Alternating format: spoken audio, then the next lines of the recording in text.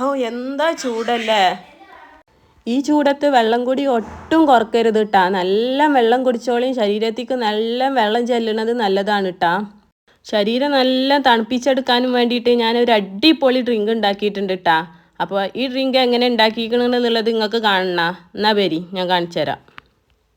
ഇതിപ്പോൾ എന്തായിട്ടാണ് ഉണ്ടാക്കിയിരിക്കണമെന്നുള്ളത് ഞാൻ പിന്നെ കൂടുതലായിട്ട് പറയണ്ടല്ലോ. നിങ്ങൾക്ക് വീഡിയോ കണ്ടപ്പോൾ തന്നെ മനസ്സിലായിട്ടുണ്ടാവുമല്ലോ അല്ലേ.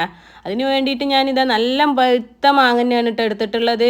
അതിൻ്റെ തൊലിയൊക്കെ കളഞ്ഞിട്ട് അത് മിക്സിൻ്റെ ജാർക്ക് ചേർത്ത് കൊടുത്തിട്ടുണ്ട്.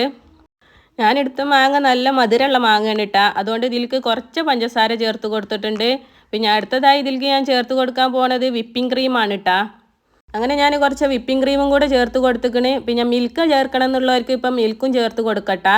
അപ്പം ഞാനത് ചേർത്ത് കൊടുത്തിട്ടില്ല. എനിക്ക് അതിനോട് അത്ര കണ്ട് താല്പര്യം ഇല്ലാത്തതുകൊണ്ട് ഞാനത് ഒഴിവാക്കിക്കണേ. നിങ്ങൾക്ക് വേണമെന്നുണ്ടെങ്കിൽ അത് ചേർത്ത് കൊടുക്കട്ടാ. ഇനി ഇതിൽ ഞാൻ ഒട്ടും വെള്ളം ചേർക്കാതെ ഇങ്ങനെ തന്നെ ഒന്ന് അരച്ചെടുക്കുന്നുണ്ട്. ഇത് കണ്ടില്ല, ഞാൻ അരച്ച് കൊടുക്കുന്നത് നല്ല കട്ടിയിലുള്ള പൾപ്പാണ്. ഇനി ഇത് സെർവ് ചെയ്യുന്നത് കണ്ടാലോ. അതിന് വേണ്ടി ഞാനൊരു ഗ്ലാസ് എടുത്തിട്ട് അതിലേക്ക് കുറച്ച് ഐസ് ക്യൂബ് ഇട്ട് കൊടുത്തിട്ടുണ്ട്. അതിൻ്റെ മുകളിൽ ഞാൻ കുനുകുനായിട്ട് കട്ട് ചെയ്ത കുറച്ച് മാങ്ങാ പീസും കൂടെ ഇട്ട് കൊടുത്തിട്ടുണ്ട്. അതിൻ്റെ മുകളിലായിട്ടാണ് കേട്ടോ ഞാൻ മാങ്ങൻ്റെ പൾപ്പ് ഒഴിച്ച് കൊടുക്കുന്നത്.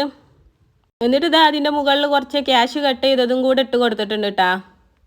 ഇപ്പോൾ കണ്ടില്ലേ, സാധനം ഇവിടെ സെറ്റായിട്ടുണ്ട് കേട്ടാ.